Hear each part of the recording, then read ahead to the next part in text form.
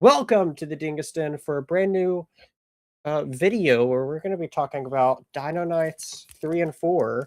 We're great to have you back, Zach, writer, creator of this awesome comic. And, if you didn't check out our first one that we did, check that out before we get into this one. But we're continuing off of that, talking about these two. Let's do it. Welcome to the Dingus Den.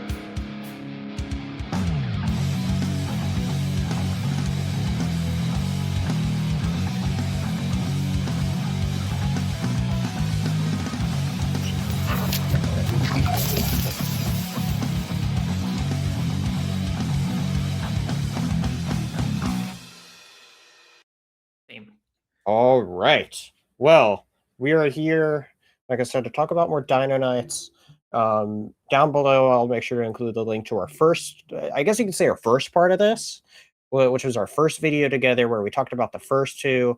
And also in it, we promoted the Kickstarter for these issues, which at the time of recording, I got these like a week ago, just about a week ago. And so, yeah.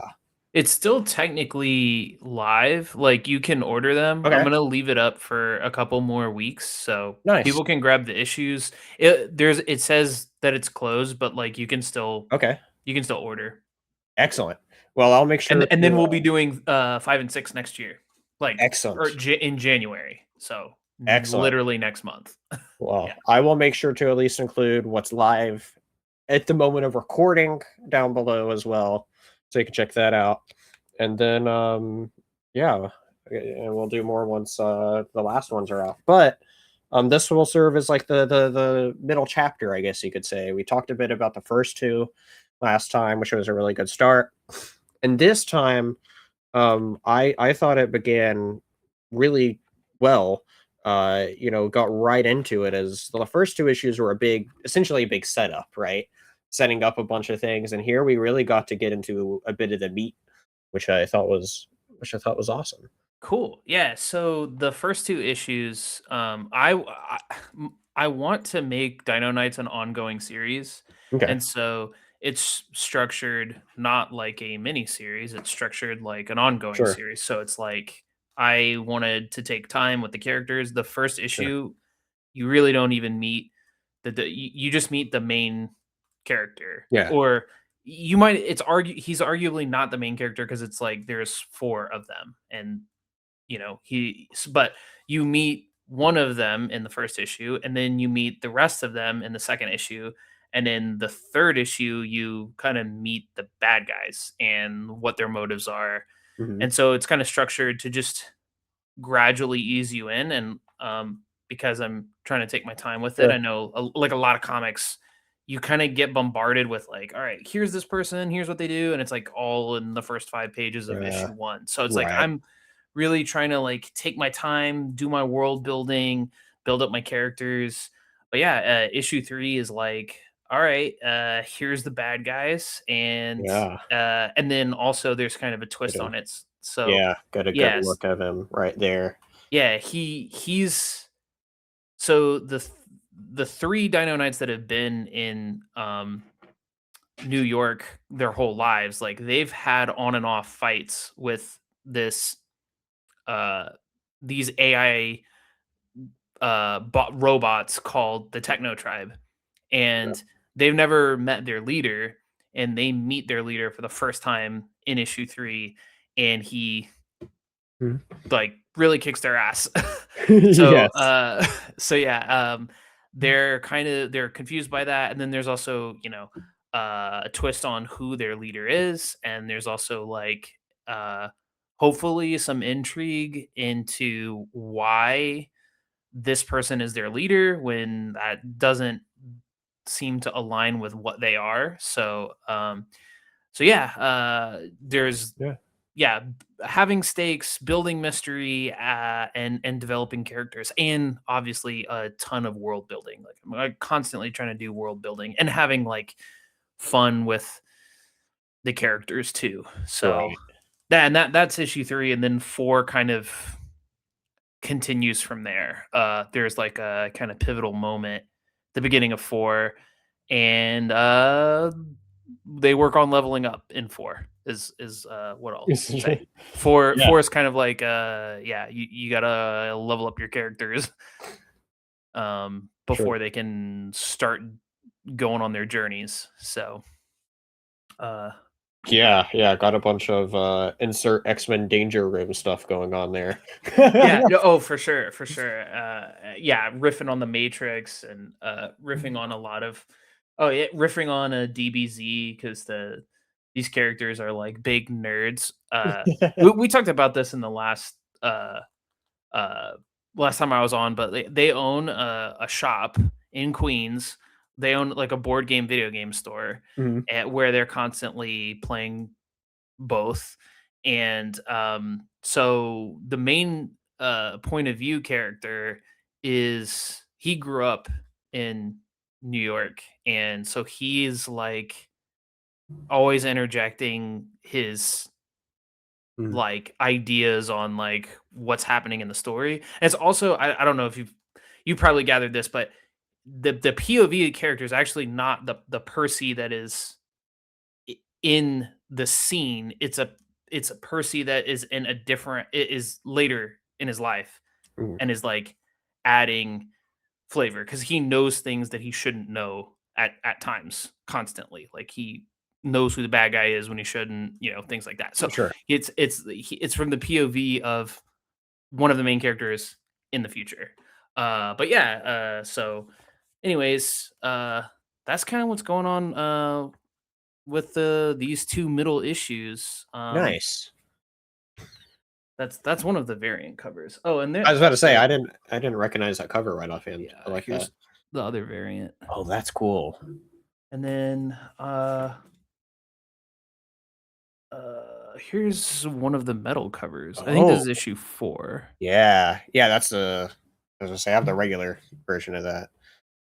I don't print too many of the metal ones because they're like incredibly expensive I was to gonna say, it print. sounds Yeah, expensive. yeah, they're very expensive. I mean, it's sheet metal, but it's also a Right. comic book, so it opens Mhm. and it reads. This is the first issue. Yeah, that's cool.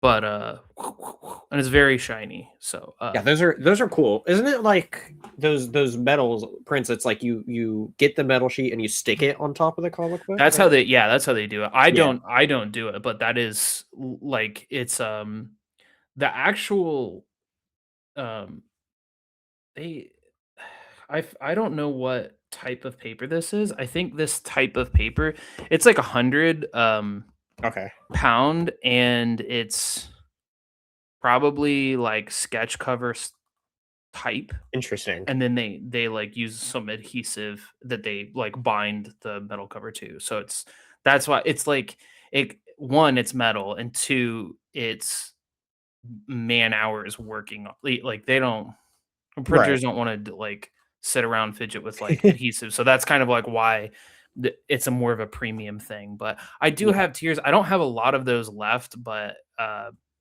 think I have like 3 of each. So I'll have like a huge, Okay. premium tier that people can back at, but we'll be limited to like 3 or 4, however many I have left of these. Okay. Every once in a while, people buy them, so that's why. Sure. Like Yeah. someone That's will cool. be like, "Oh, I'll get all 5," and it's like, no joke, like I have backers that will buy like, I don't have That's a ton of them, but I sure. have backers that will get 5 of them, and it's like, okay, well. Hey, whatever, it's great to have support like that when some Yeah. people will Yeah, I very will much do that. appreciate it. I Yeah. also think it's pretty rare, you don't see them. Most books when they do like a metal, it's like a foil. Yeah. It's still paper, but these are sheet metal. So, Right. The yeah. one I had, which is also from a Kickstarter of a good friend, his I know he had to, like, stick it on the book, which is why I was asking like that, and Yeah. that's the only sort of one I have.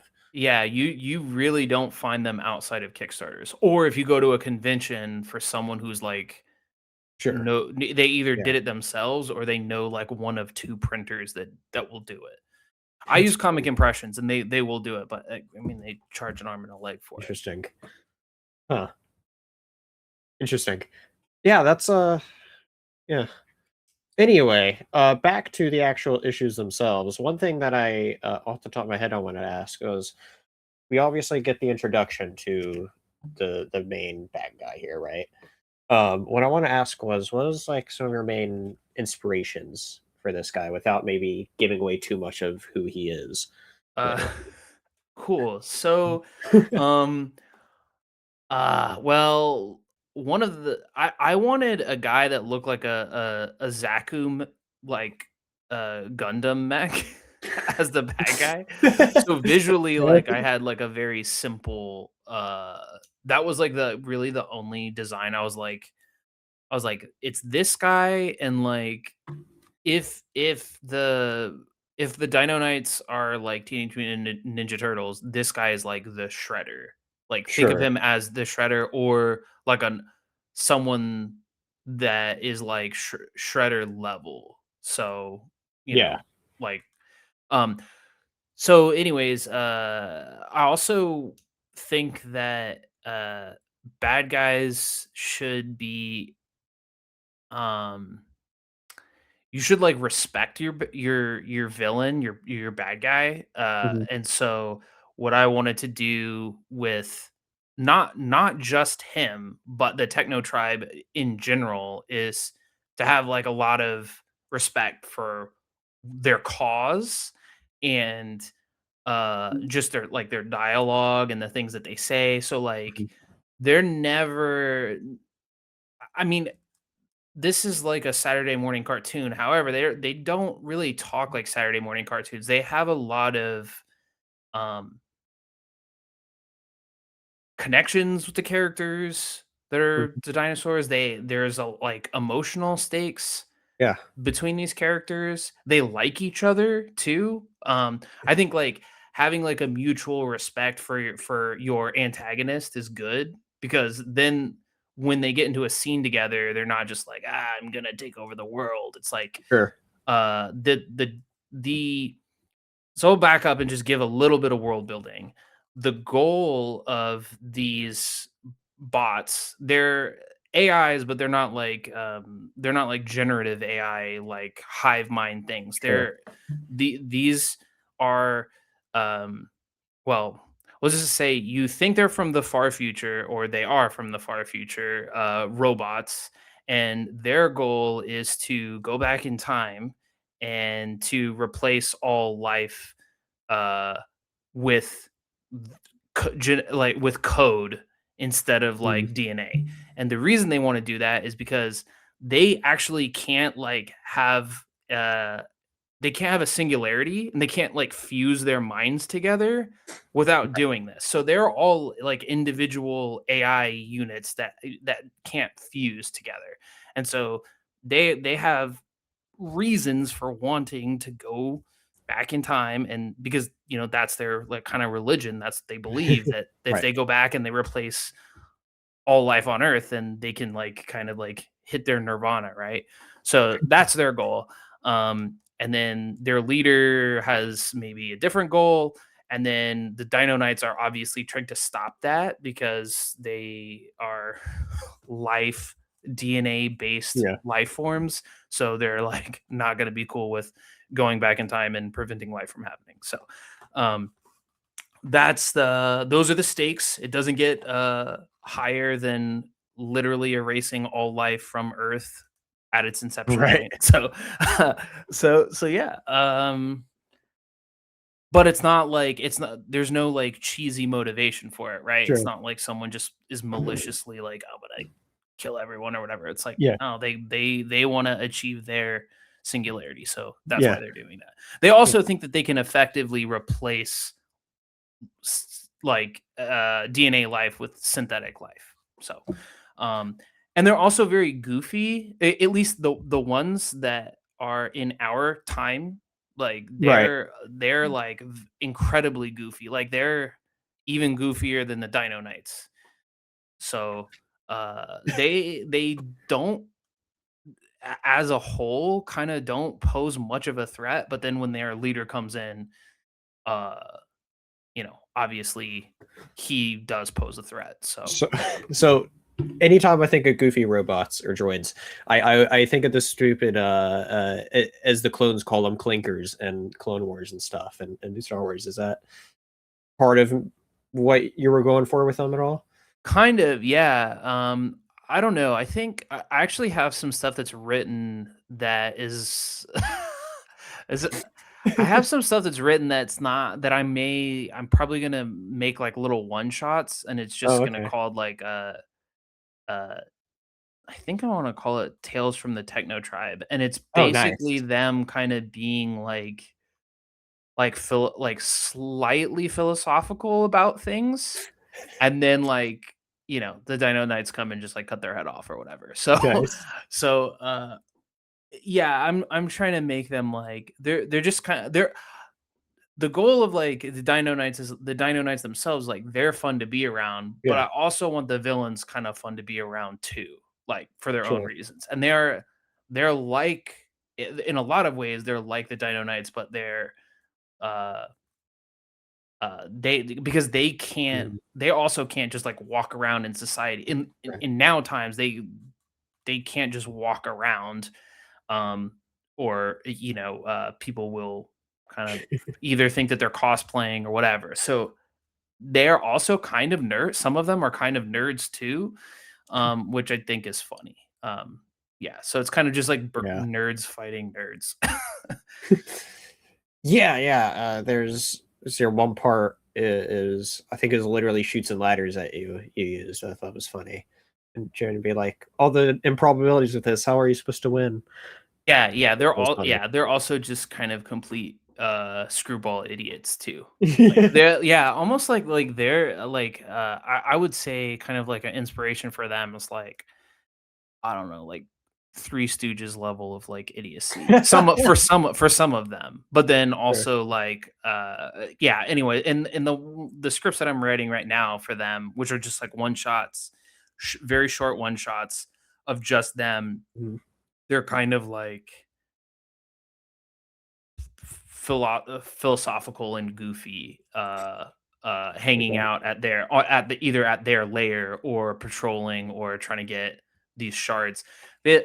Another thing is that there's this MacGuffin in the story that is like the Holy Grail, but instead of like healing people, it can heal people, but how it does that is through time manipulation. But it's a device that can manipulate time. So if you can manipulate time, like if you had like a bullet wound, you could manipulate the part of the body that Mhm. received that trauma and then rewind it to where before it had received that Mhm. trauma. So anyways, it's a MacGuffin that can do a lot of crazy things and potentially mutate people and move them through time and all kinds of fun things.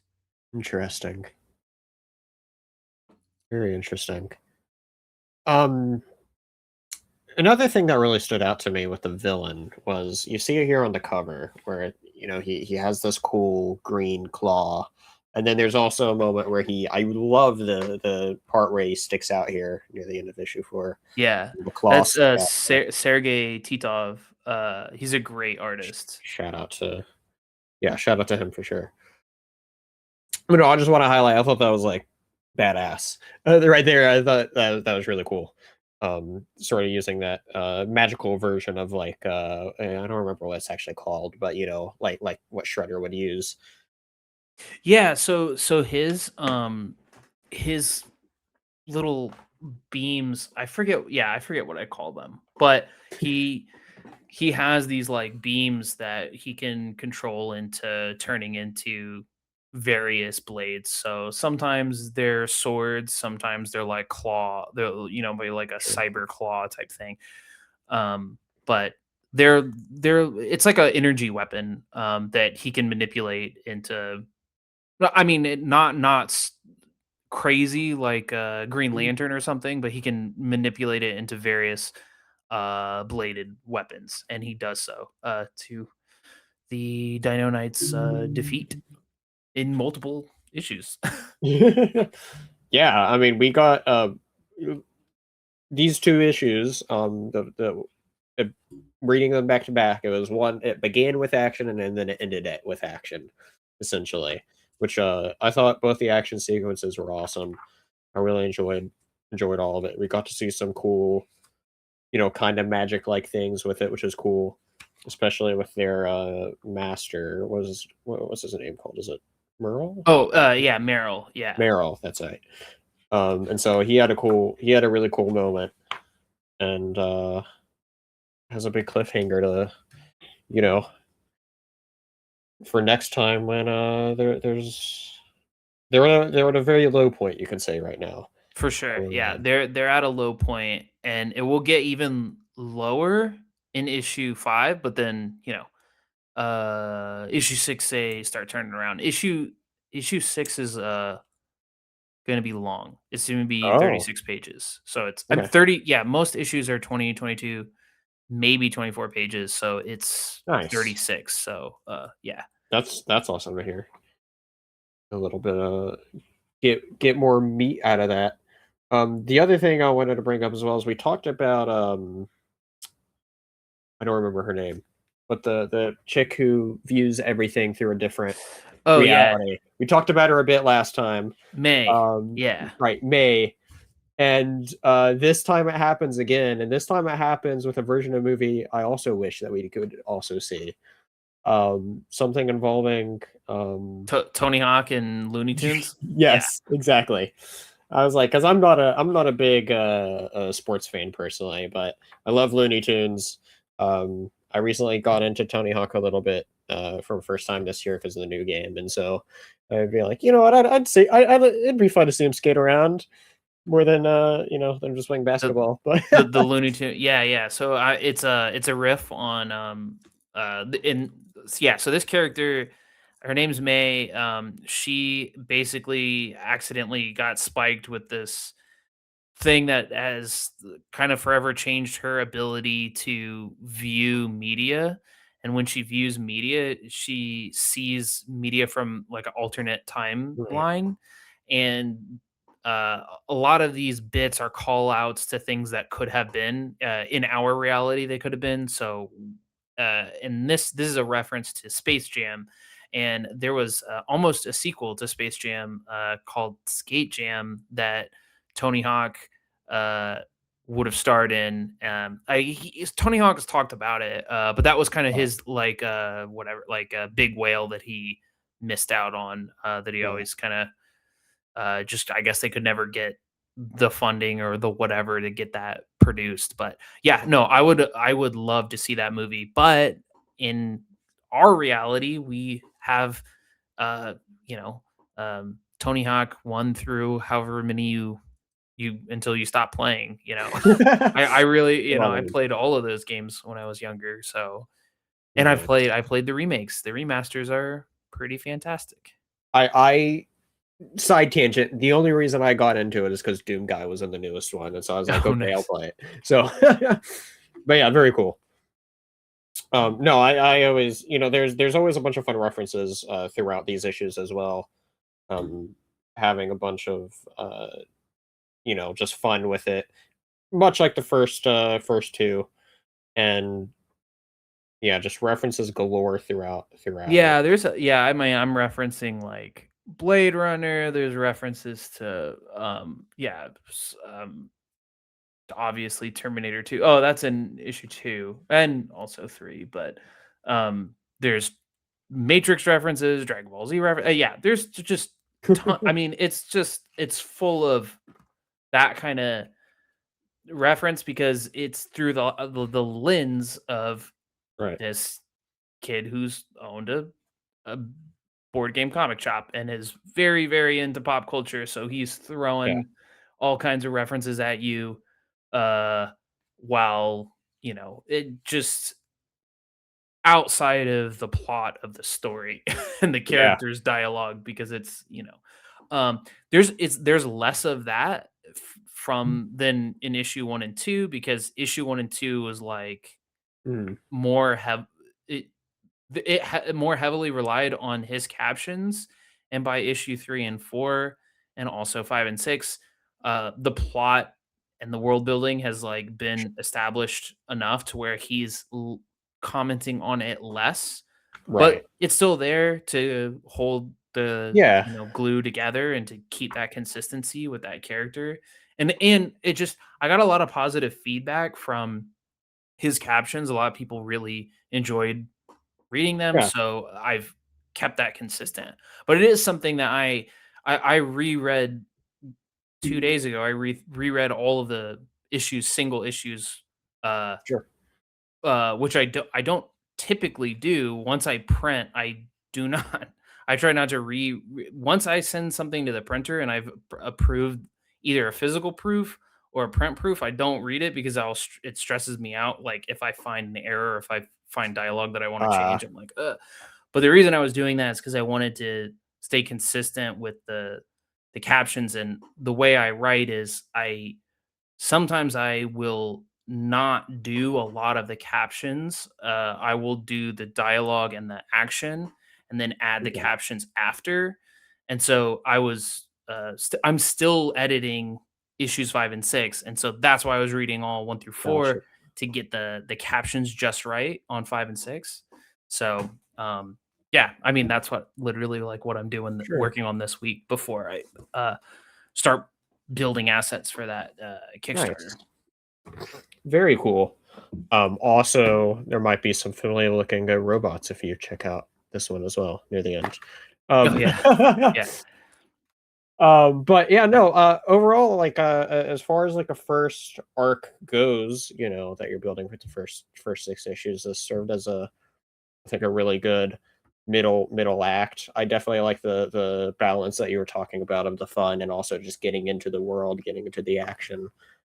And so it was just like the first two. It was a very quick but fun read, and it was good.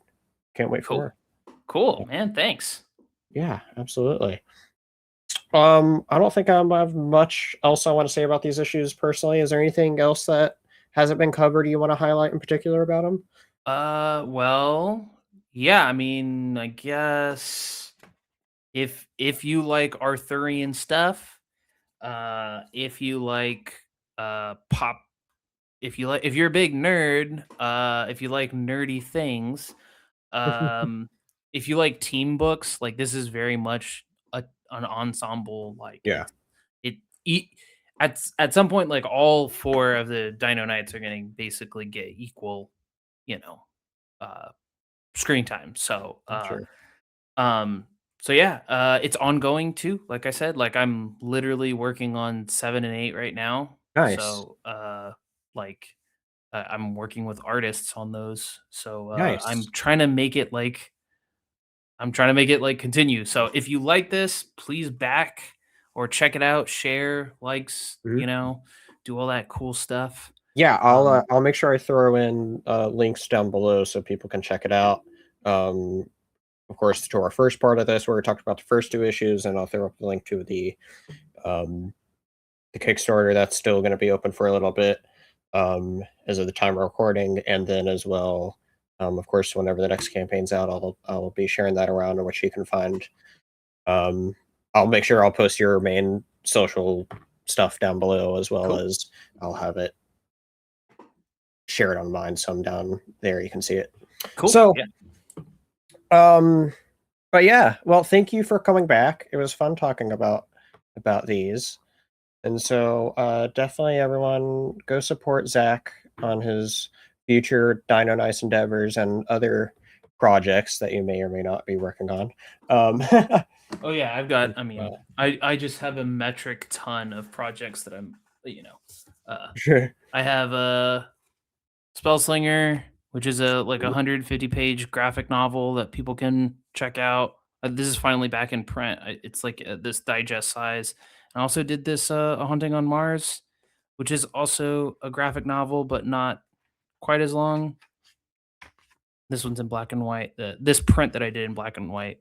Yeah, Nice. those are available on my Kickstarters as add-ons. So Very cool. All right. That'll do it. Make sure you hit that like and subscribe button if you haven't already. Uh, going to be trying to have some more awesome videos like this on the channel. So if you like what you see, make sure you hit that like and subscribe, and I'll see you all next time. You're in the Dingus Den. Laters, everyone. Bye.